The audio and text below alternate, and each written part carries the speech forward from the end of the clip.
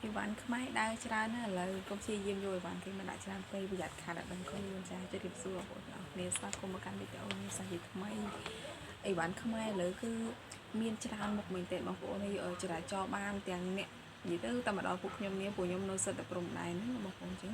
អីវ៉ាន់មកដល់ខាងខ្ញុំហ្នឹងគឺបើថាស្ទើរតែទូទាំងប្រទេសហើយដោយសារខាងខ្ញុំនេះអត់សូវមានអីវ៉ាន់ខ្មែរចូលដល់អញ្ចឹងឥឡូវនេះខ្ញុំមានអីវ៉ាន់ខ្មែរច្រើនមែនទែនហើយសម្រាប់បងប្អូនដែលព្យាយាមយកអីវ៉ាន់ពីខាងគេមកណាយើងគួរតែកុំយកចូលទីអីបងប្អូនដោយសារអីឥឡូវគឺមានការចាប់អញ្ចឹងបើយើងអ្នកលក់ចាប់គឺយើងចំណេញតិចមែនទែន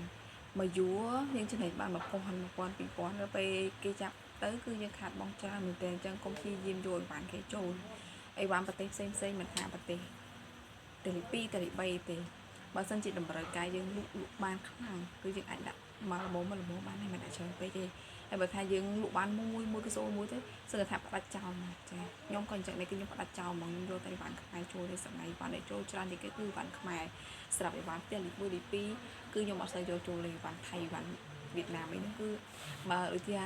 របស់មួយហ្នឹងលក់បានជាប្រចាំចាគឺខ្ញុំនៅទៅយកចូលតែតិចគឺអត់ច្រើនទេតែសម្រាប់របស់ដែលលក់គេស៊ូរ៉ូមួយមិនសូវមានអ្នកស៊ូរ៉ូយូរមួយអញ្ចឹងគឺផ្ដាច់តែម្ដងបើស៊ូរ៉ូគឺអត់មានឲ្យអត់ស្ដាយទេបងប្អូនកុំស្ដាយថាបើអញយកអាហ្នឹងមកលក់ទៅឥឡូវគេស៊ូរ៉ូលក់បានបាត់ពេលខ្លះបងប្អូនគិតមើលយើងអូថតយើងយកមកតិចយកមកមួយយូរ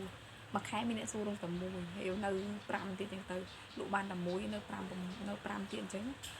យូរឲ្យគេស៊ូរ៉ូមួយយើងមិនស្ដាយពេលគេមកទិញមានកូនចិត្តតែស្ដាយបើយកមកលក់ដាច់បាត់ហើយមិនស្ដាយទេចោលអីវ៉ាន់និយាយទៅសម្រាប់ខ្ញុំគឺអ្នកគ្រប់គ្រងអីវ៉ាន់ខ្មែរអញ្ចឹងសម្រាប់អីវ៉ាន់